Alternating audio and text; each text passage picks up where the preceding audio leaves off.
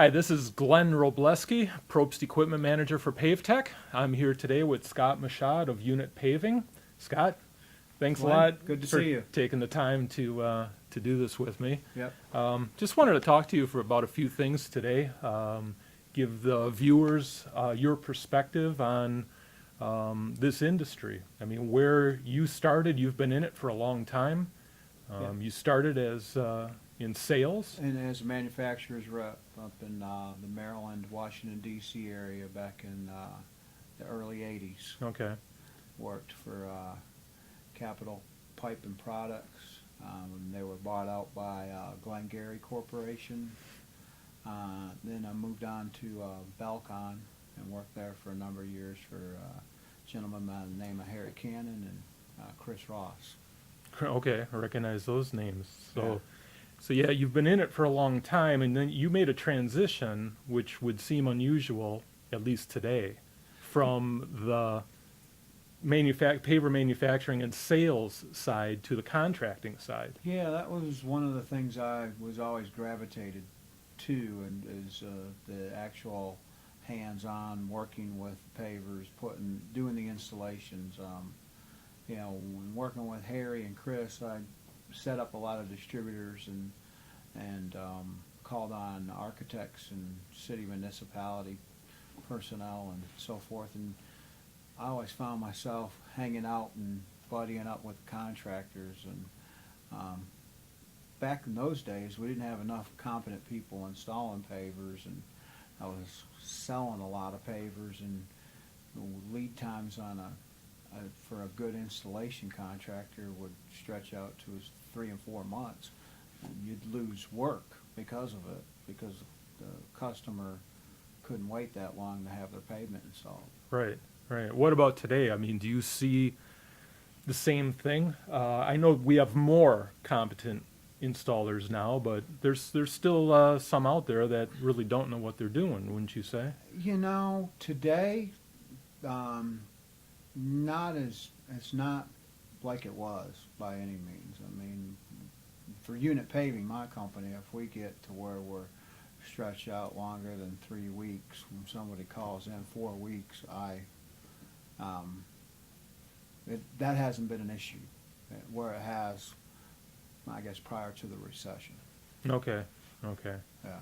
But of course, education is helping the industry. But where do you see this going as far as how does someone who doesn't either know how to install pavers, or maybe they're getting into a new area of segmental paving they haven't done before, bituminous or mechanical installation, someone who doesn't know these skills from having done it, how do they gain that knowledge?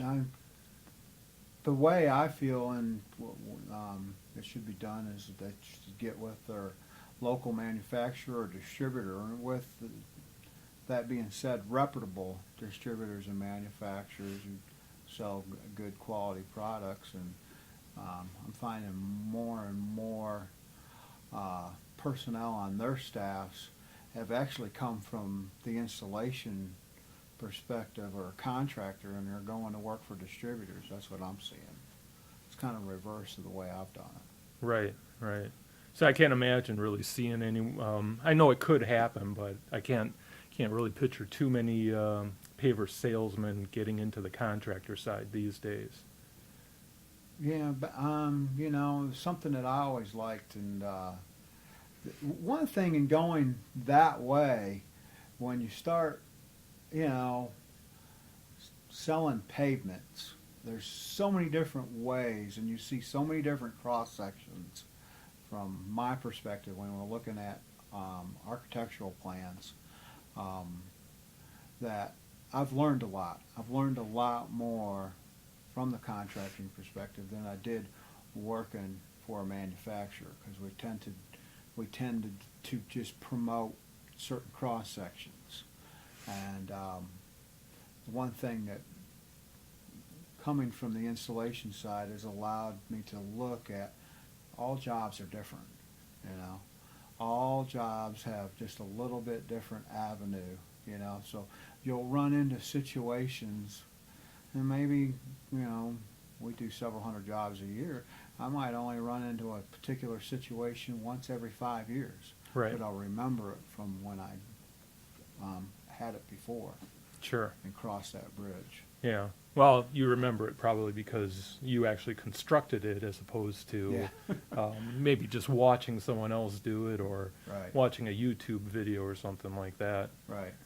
That's one of my fears is that that's where people are learning or feel they're learning how to operate machinery, for example, by watching a YouTube video. Right. And that's how Well, I that- learned to do my plumbing at home, but that's different. Right. Well, you know, you're talking about operations and stuff. That just takes, you know, time in a safe environment behind the controls of that machine. You know, Yeah.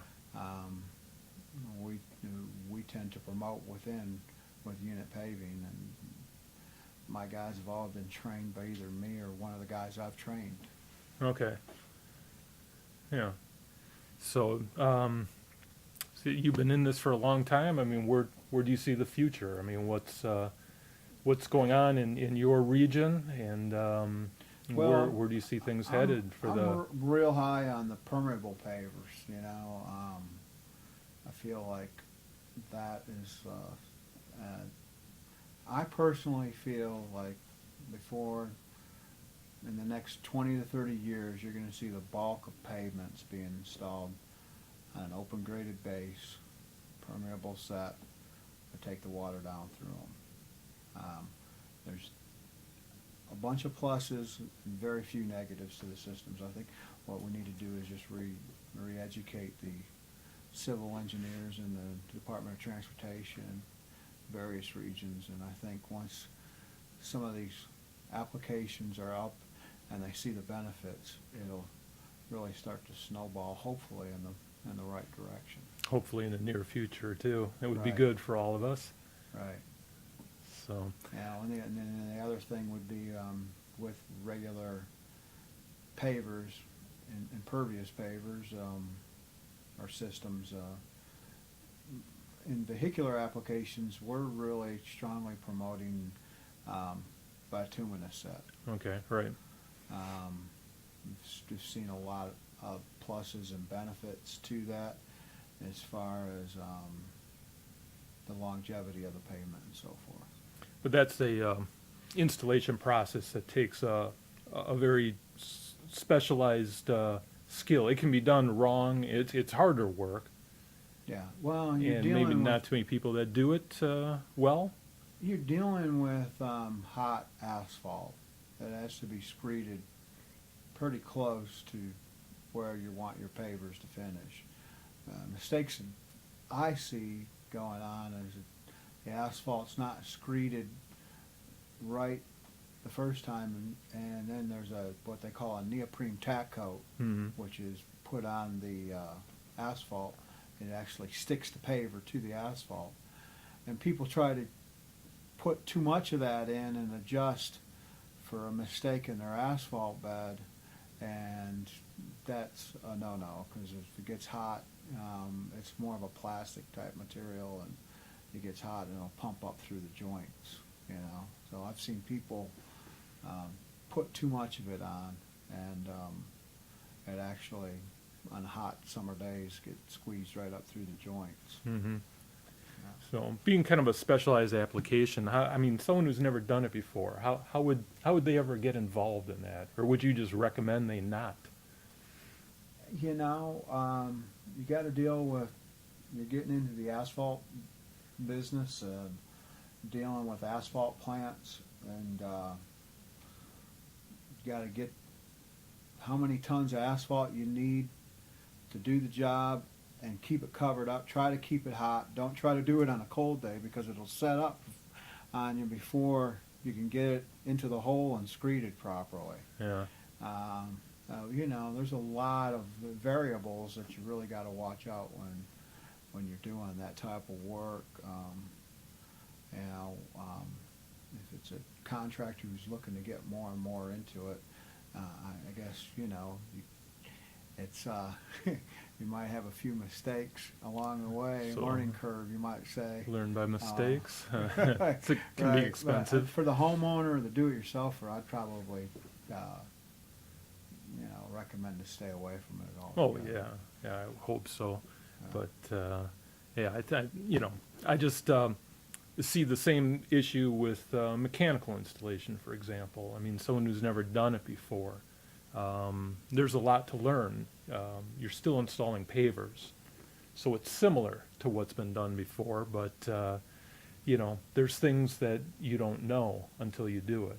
Right, So, how someone learns that, just the school of hard knocks, I guess, or go work for someone who does do it. right. I don't know, but, Right.